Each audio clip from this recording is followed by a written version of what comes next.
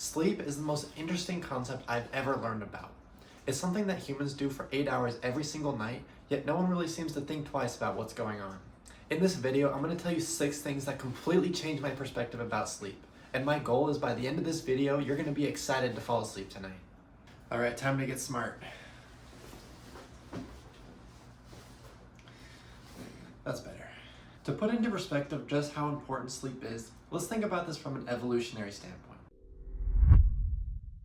So over hundreds of thousands of years, genes that are not beneficial for our survival tend to die off, and we're left with only the good ones that help us stay alive. Now that makes sense until you think about something like sleep. When we sleep, we lie motionless and unaware of our surroundings for 8 hours. This leaves us completely vulnerable to predators. We're not getting food during this time, we're not mating with people, we are just lying there. So why did this get selected for? How is this beneficial to our survival at all? The reason why just about every single living organism on Earth sleeps is because in spite of these obvious flaws, it is simply so beneficial for all other aspects of survival that it won anyways. Once I realized how fundamental sleep had to be for our survival, I started paying attention to what it was doing in my own life. I realized that the days I felt calm, collected, motivated, were all on nights where I had gotten plenty of sleep and I felt like I slept great. And the days I felt scattered, emotional, and straight up irrational were all on nights where something had affected my sleep or I was staying up finishing an assignment. This pattern made me really curious, so I started researching. I started listening to podcasts. I actually bought the first book in my life that I wanted to buy, which was Why We Sleep by Matthew Walker. And the more I learned, the more it really connected the dots for me, especially how sleep or lack of sleep affects emotions.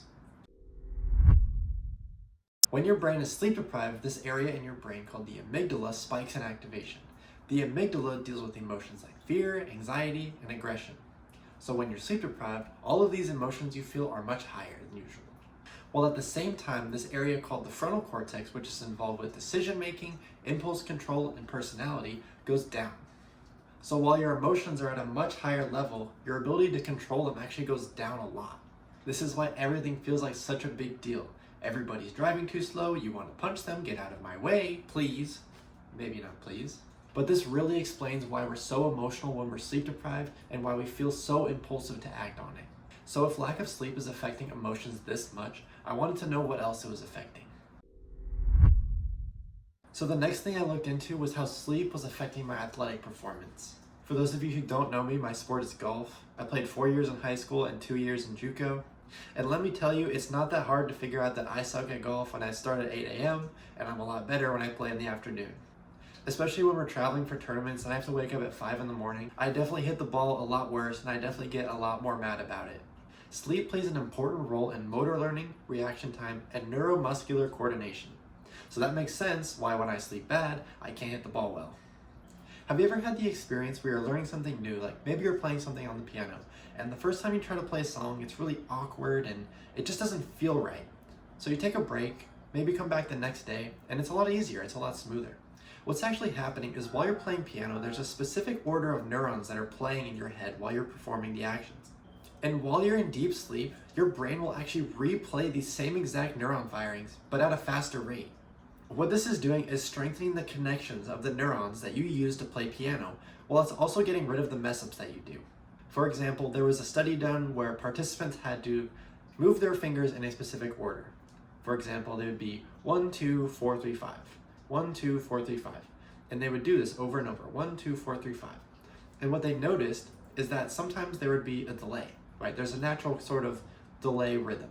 So it'd be like 1, 2, 4, 3, 5. 1, 2, 4, 3, 5. 1, 2, 4, 3, 5. And when they had the participants go to sleep and come back the next day, they noticed that these sticking points were gone. So they would just go 1, 2, 4, 3, 5, 1, 2, 4, 3, 5, 1, 2, 4, 3, 5. The neuron connections in their head that were doing the correct actions were strengthened, but the ones that were kind of tripping up the system got eliminated. This happens with every motor action you've ever learned. When you learn to walk, you suck at it at first, but your brain strengthens the correct signals that happen when you walk normally, and they get rid of the ones that make you fall down. Alongside affecting motor learning and athletics, it also really affects how we eat. When you eat, your body releases 2 key hormones that regulate how much you eat.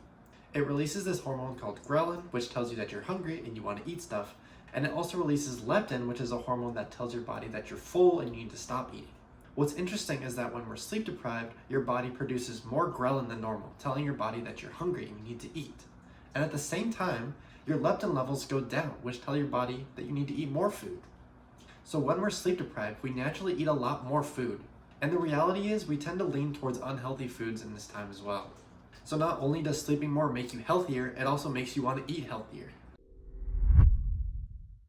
What really made me fall in love with this topic was when I decided that I wanted to take sleep seriously and make it a #1 priority.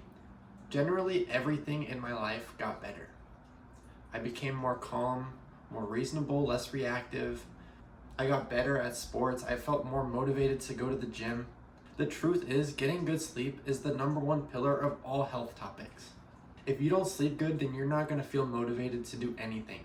When I really started to focus on my sleep, I noticed just how much everything slowed down around me, how little the small things actually mattered, and how important my own well-being and health is. And the feeling that I got when I started focusing on my health and wellness, it inspired me to make this channel. Because if I can help one person change their life for the better, then that's a win to me. If you have any interest in health and wellness content or sleep content at all, please subscribe to this channel, leave a like on this video, and look at my other social media that should be on the screen right here. And thank you for watching this video. Sleep well tonight.